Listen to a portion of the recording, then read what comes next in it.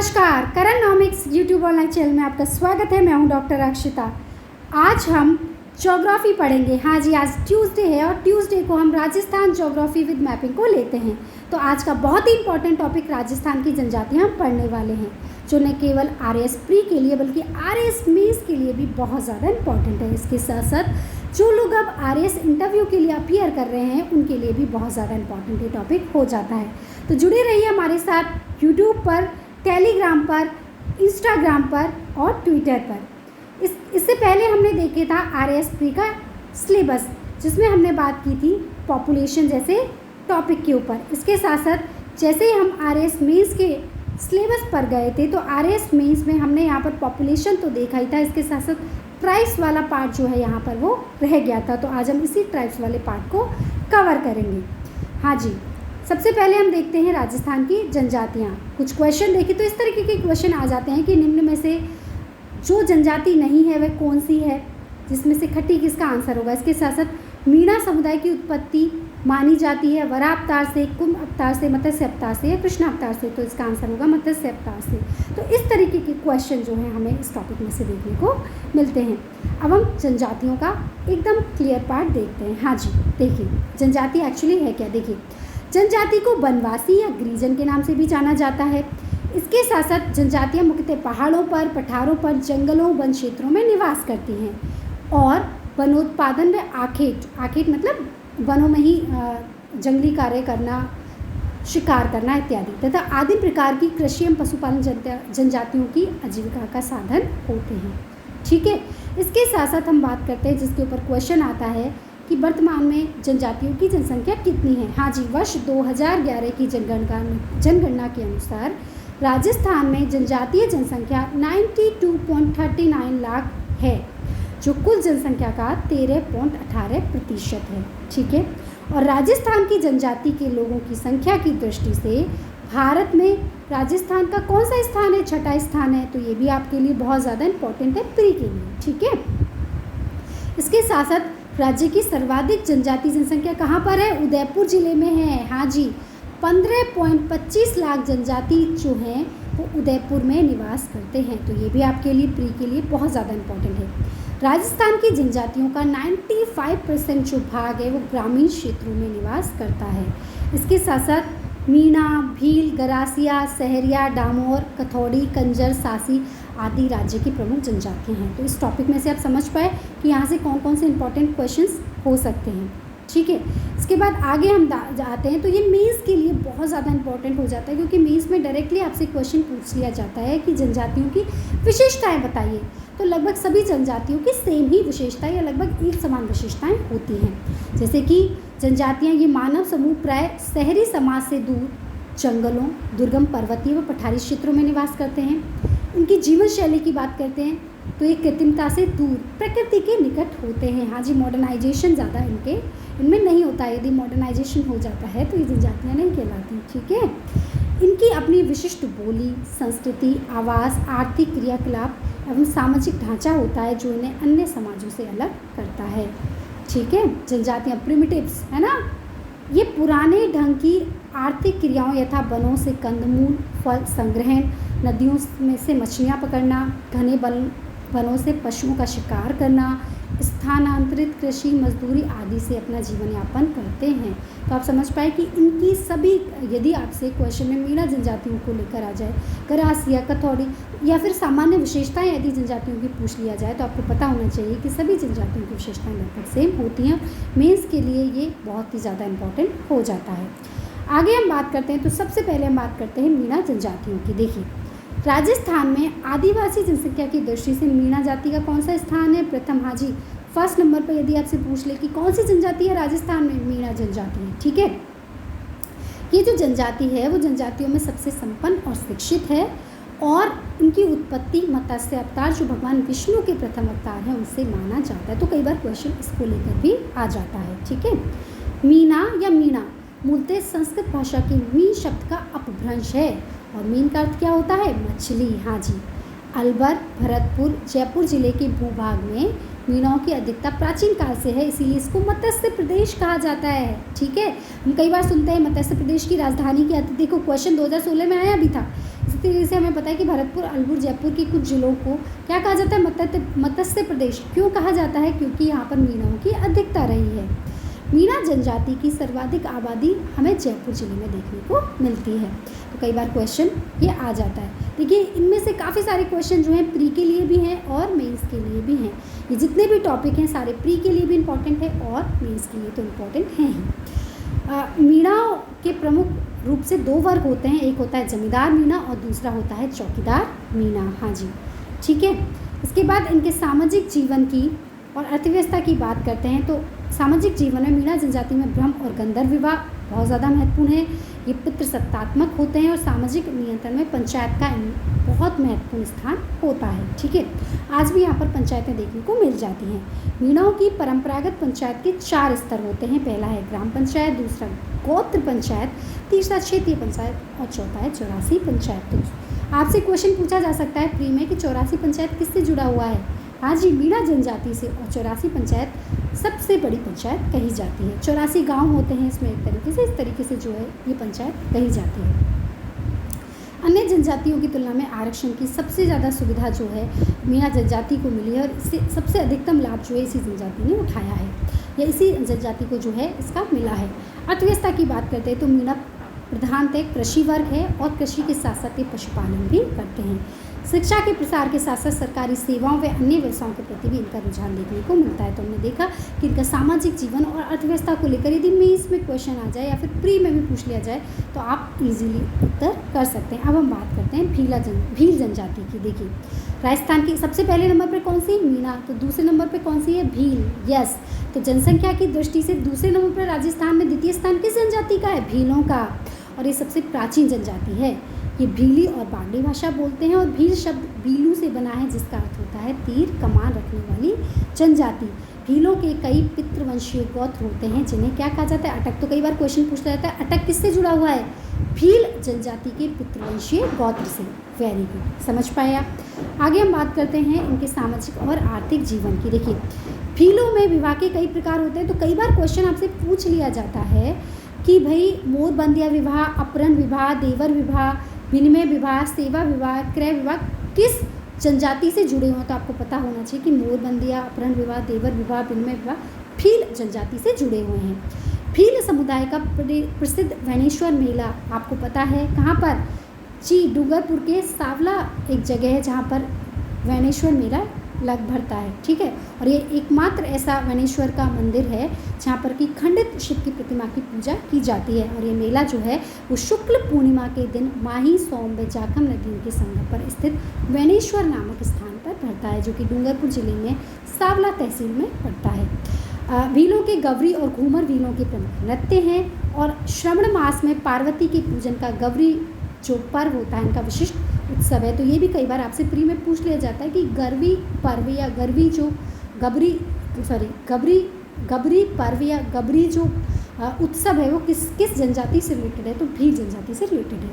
भील पुरुष प्राय कमीज, अंगरखी या तंग धोती पहनते हैं और सिर पर साफा जिसे पोत्या कहते हैं। तो कई बार आपसे पूछा जाता है ढेपाड़ा और पोत्या किसके जो है वो पहनावा है या किस जनजाति से जुड़े हुए हैं? ठीक है, तो ये किससे जुड़े हुए हैं? भील जनजाति से। स्त्रियों के पहनावे में घाघरा, लूंडी, चोली शामिल है। यहाँ पर गोदना यानी आपने देखा होगा कई बार जो है वो जैसे आपका टैटू होता है इसी तरीके से इनका जो गोदना है, टैटू है, वो काफ़ी फेमस है। सामाजिक दृष्टि से ये लोग पितृसत्तात्मक होते हैं और आर्थिक रूप से कृषक और परंपरागत रूप से तीरंदाज होते हैं। ठीक है, तो आप समझ पाए। तो कई बार आपसे मेंस में क्वेश्चन आ सकता है कि भील जनजातियों के सामाजिक जीवन या उसकी अर्थव्यवस्था के बारे में बताइए, या फिर आपसे सीधे इंटरव्यू में पूछा जा सकता है कि भील जनजातियों के बारे में बताइए, जनजातियों के बारे में राजस्थान की में प्रमुख कौन सी जनजातियाँ पाई जाती हैं उनके बारे में बताइए। तो ये बहुत ज़्यादा इंपॉर्टेंट हो जाता है। इसके अलावा जितने भी हमने पॉइंट दे रखे हैं वो RS में प्री के लिए तो इम्पॉर्टेंट है क्योंकि ये फैक्ट्स हैं और कई बार फैक्ट्स पर क्वेश्चन प्री में पूछते हैं। उसके बाद हम बात करते हैं भीलों की अर्थव्यवस्था की। तो ये कृषि कार्य में लगे होते हैं और पहाड़ी ढालों पर की जाने वाली खेती को चिमाता और मैदानी भागों में की जाने वाली खेती को दजिया। तो कई बार क्वेश्चन पूछ लिया जाता है कि भील जनजाति के द्वारा पहाड़ी ढालों पर की जाने वाली खेती को क्या कहा जाता है? चिमाता, दजिया, क्या अन्य? आपको पता होना चाहिए। ये सारे पॉइंट प्री के लिए बहुत ज़्यादा इंपॉर्टेंट है। तालाबों व नदियों में कांटों द्वारा मछली पकड़ते हैं और जंगल में तीर कमान गोफ व जाल की सहायता से पशु पक्षियों का ये शिकार करते हैं। बच्चे व स्त्रियां जंगलों से जड़ी बूटियाँ, कंदमूल, फल, गोर, बेर, महुआ, सीताफल, शहद, लकड़ी आदि कई वनोत्पादक वस्तुएं एकत्रित करती हैं, इन्हें बाजार में बेचती हैं और अपनी अर्थव्यवस्था को चलाती हैं, यानी अपनी गुजर बसर करती हैं। भीलों के लिए महुआ वृक्ष बहुत ज़्यादा इम्पोर्टेंट होता है। महुआ जो है उससे कई प्रकार की देसी शराब जो है बनाई जाती है, तो भीलों में ये बहुत ही ज़्यादा प्रचलन में है। आगे हम बात करते हैं गरासिया जनजाति की। देखिए, गरासिया जनजाति जो है वो राजस्थान की तीसरी बड़ी जनजाति है और ये सिरोही की आबू रोड, पिंडवाड़ा तहसील, पाली जिले की बाली, उदयपुर की गोगुंदा, कोतड़ा तहसीलें गरासिया जनजाति बहुल्य क्षेत्र है। तो आपसे पूछा जाता है कि गरासिया जनजाति मुख्यतः कहाँ पर पाई जाती है, तो सिरोही के आबू रोड और पिंडवाड़ा तहसील में, और ये राजस्थान में पाई जाने वाली तीसरी सबसे बड़ी जनजाति है। ये भी हमें याद रखना है। पहली कौन सी? मीणा, दूसरी भील और तीसरी गरासिया। तो आबू रोड का भाका क्षेत्र गरासियों का मूल प्रदेश है। गरासिया जनजातियों के लोग स्वयं को चौहान राजपूतों के वंशज मानते हैं। इनका जो घर है वो घेर और गांव जो है फालिया कहलाता है। तो कई बार पूछ लिया जाता है किस जनजाति का घर घेर और गांव फलिया कहलाता है, तो आपको पता होना चाहिए कि इसका सही आंसर क्या होगा? गरासिया, यस। उसके बाद इनके सामाजिक जीवन की बात करते हैं तो गरासिया में 3 प्रकार के विवाह प्रचलित होते हैं: मोरबंदिया, पहरावना और ताड़ना विवाह। ये तीनों बहुत ज़्यादा इंपॉर्टेंट होते हैं। तो कई बार मोरबंदिया विवाह के बारे में या पहरावना विवाह के बारे में या ताड़ना विवाह के बारे में पूछ लिया जाता है, तो आपको पता होना चाहिए कि मोरबंदिया विवाह जो है वो किससे जुड़ा हुआ है। आपको पता है कि ये गरासिया जनजाति से जुड़ा हुआ है, ठीक है। इसके बाद इनमें विधवा विवाह का भी प्रचलन होता है, विधवा विवाह का, ठीक है। सामाजिक परिवेश की दृष्टि से गरासिया 3 वर्गों में बटे हुए होते हैं। पहली होती है मोटी नियात, दूसरी नैनकी और तीसरी निचली, यानी जो सबसे कहना चाहिए कि आर्थिक रूप से बहुत संपन्न होते हैं, आर्थिक रूप से संपन्न होते हैं, उनको मोटी, बीच की को नैनकी और सबसे निचली जो जाति या आर्थिक रूप से जो बहुत ज़्यादा अच्छे नहीं होते उनको निचली नियात कहा जाता है। किसमें? गरासिया में, ठीक है। इनके बड़े मेले मनखारो मेले के नाम से विख्यात हैं। अंबाजी के पास कोटेश्वर का मेला, देवला के पास कोतड़ा, कोसीना रोड पर चेतर विचित्र मेला तथा वैशाख कृष्ण पंचमी को गोगुंदा का गणगौर मेला इनके प्रमुख मेले हैं। आपने देखा था भील का कौन सा था? वेणेश्वर का मेला सबसे ज़्यादा इंपॉर्टेंट है भील जनजाति का, और गरासियों का ये जो मेले यहाँ पर दे रहे हैं वो बहुत ज़्यादा इंपॉर्टेंट हैं। इनकी अर्थव्यवस्था की बात करते हैं तो गरासिया जनजाति की अर्थव्यवस्था कृषि, पशुपालन, शिकार, लकड़ी काटने व वनोत्पादकों के एकत्रीकरण पर आधारित है। अब तो जो गरासिया जनजाति के लोग हैं वो कस्बों में जाने लगे हैं, मजदूरी करने लगे हैं, और हरी भावरी गरासियों द्वारा की जाने वाली सामूहिक कृषि का एक रूप है। तो कई बार हरी भावरी क्या है पूछ लिया जाता है, तो हरी भावरी क्या है?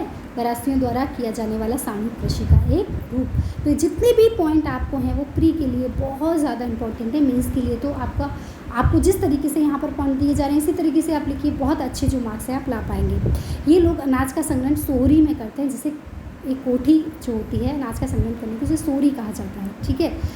उसके बाद आगे हम आते हैं तो आगे हम बात करते हैं अगली जनजाति के ऊपर जो है आपकी सहरिया जनजाति।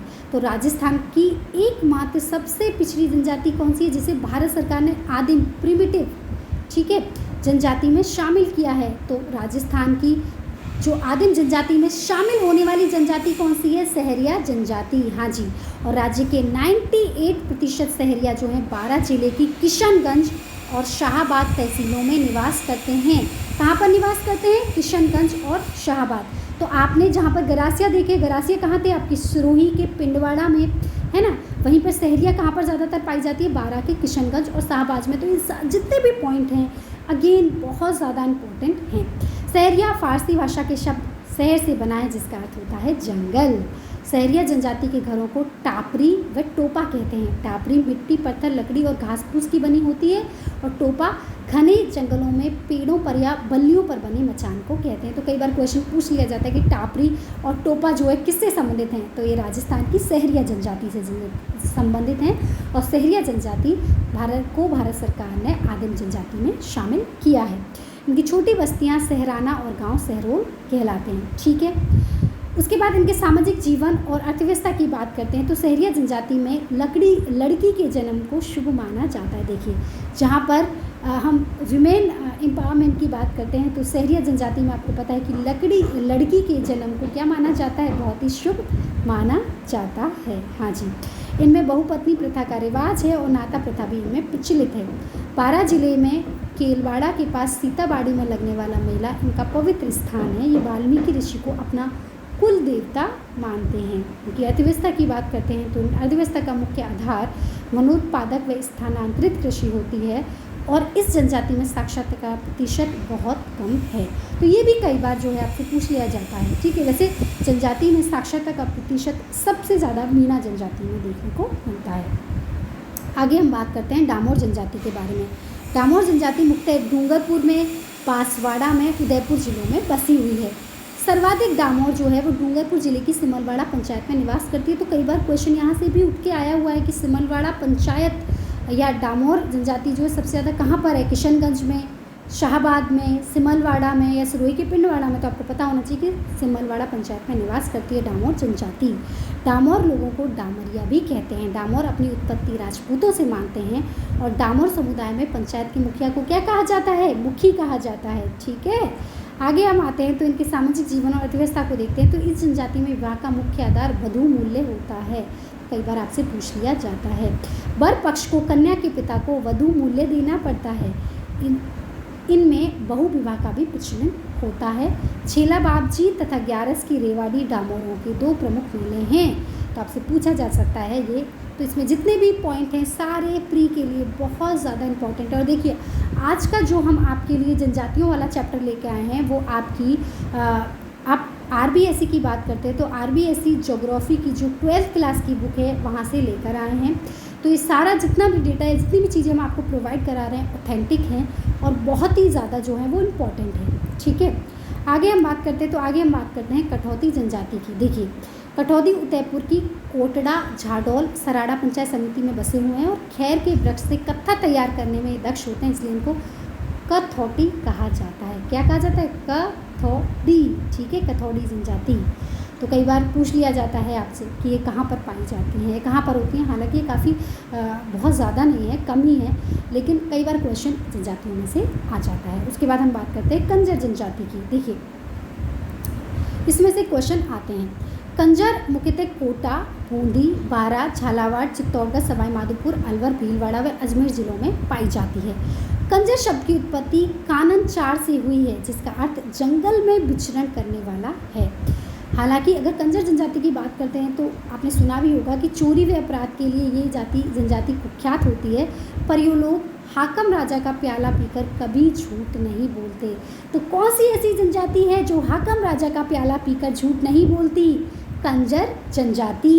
हाँ जी, इन लोगों के घरों को भागने के लिए पीछे की तरफ खिड़की होती है परंतु दरवाजे इनमें नहीं होते। कंजर जनजाति की कुलदेवी चौथ माता है और कंजर महिलाएं नाचने गाने में बहुत ही प्रवीण होती हैं। तो आप समझ पाए कि यहाँ से क्वेश्चन कहाँ से बन सकता है। तो कई बार हो सकता है 2 नंबर में आरएस में इसमें क्वेश्चन आ जाता है कि कंजर जनजाति को समझाइए। तो ये कुछ जो इंपॉर्टेंट चीज़ें दे रखी हैं उनको बताकर आप क्या कर सकते हैं, अपने उत्तर को जो है और ज़्यादा इनरिच कर सकते हैं। उसके बाद है हमारी सांसी जनजाति। सांसी जनजाति मुख्यतः भरतपुर और अजमेर ज़िले में निवास करती है। ये लोग खाना बदोश जीवन जीते हैं, यानी एक डेरा इधर डाला फिर डेरा वहाँ डाला, मतलब कोई इनका परमानेंट जो है वो जीवन नहीं होता है, परमानेंट घर इनका नहीं होता है। जंगली जानवरों के शिकार के साथ साथ छोटे छोटे हस्तशिल्प इनकी आजीविका का मुख्य आधार होते हैं। हाँ जी, यदि आप जाएंगे भरतपुर या अजमेर की साइड तो वहाँ देखेंगे कि छोटे छोटे टेंट बना के ये जो लोग हैं खाना बदोश के माफिक अपना जीवन जीते हैं। और जैसे दरात या फिर छोटे मोटे हथियार जो नहीं होते हस्तशिल्प, है ना, आयरन के, लोहे के, इन सब को या बनाते हैं ये और अपनी आजीविका का पालन करते हैं। तो यहाँ पर जितनी भी जनजातियाँ हमने पढ़ी हैं वो राजस्थान की मुख्य जनजातियाँ हैं और ज़्यादातर क्वेश्चन जो है इन्हीं जनजातियों से लेकर आते हैं। आज का हम अपना जो वीडियो है यहीं पर पूरा करते हैं। अगला जो हम वीडियो लेके आएंगे तो ये इन जनजातियों के लिए सरकार के द्वारा कौन कौन से मुख्य कार्यक्रम चलाए जा रहे हैं, इन जनजातियों का आधुनिकता पर क्या प्रभाव पड़ा है उसको भी हम देखेंगे कि इन जनजातियों पर जो है या जो मॉडर्नाइजेशन हो रहा है उसका क्या प्रभाव पड़ा है, क्योंकि कई बार मेंस में क्वेश्चन आपसे पूछ लिया जाता है, उसको भी हम डिटेल में देखेंगे। इसके साथ साथ इन जनजातियों के लिए जो है कौन कौन से कार्यक्रम जो हैं वो सरकार के द्वारा चलाए जा रहे हैं उसको भी हम जो है अगली अपनी वीडियो में देखेंगे। तो जुड़े रहिए हमारे साथ, मिलते हैं अगली वीडियो में, तब तक के लिए शुक्रिया, नमस्कार।